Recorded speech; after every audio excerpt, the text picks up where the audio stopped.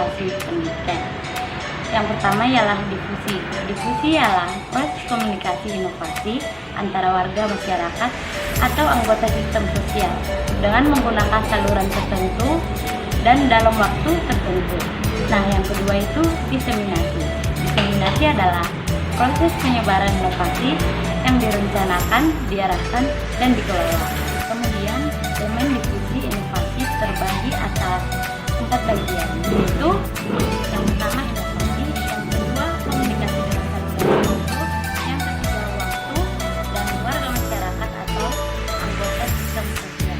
Inovasi adalah suatu ide, barang, kejadian, metode yang diamati sebagai sesuatu yang baru seseorang atau sekelompok orang, baik berupa hasil invensi atau discovery yang diadakan untuk mencapai tujuan tertentu. Kemudian saluran komunikasi. Saluran komunikasi merupakan alat untuk menyampaikan informasi dari seseorang ke orang lain. Kemudian waktu. Waktu adalah elemen yang penting dalam proses difusi karena waktu merupakan aspek utama dalam proses komunikasi, dan warga masyarakat atau anggota sistem sosial ialah hubungan atau interaksi antara individu atau orang dengan bekerja sama untuk memecahkan masalah guna mencapai tujuan tertentu. Selanjutnya, proses keputusan inovasi. Proses keputusan inovasi adalah proses yang dilalui atau dialami individu atau unit pengambilan keputusan yang lain. Mulai dari pertama tahu adanya inovasi, kemudian dilanjutkan dengan keputusan setuju terhadap inovasi, penetapan keputusan menerima atau menolak inovasi, implementasi inovasi, dan konfirmasi terhadap keputusan inovasi yang telah diambilnya.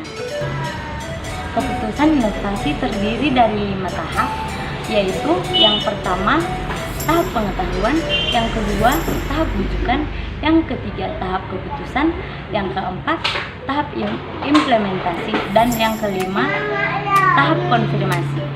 Tahap pengetahuan yaitu tahap pada saat seseorang menyadari adanya suatu inovasi dan ingin tahu bagaimana fungsi inovasi tersebut. Kemudian dalam tahap persuasi lebih banyak keaktifan mental yang memegang peran. Dan dalam tahap keputusan inovasi ini berlangsung jika seseorang melakukan kegiatan yang mengarah untuk menetapkan, menerima, atau menolak inovasi. Dan untuk tahap implementasi ini berlangsung keaktifan baik mental maupun perbuatan.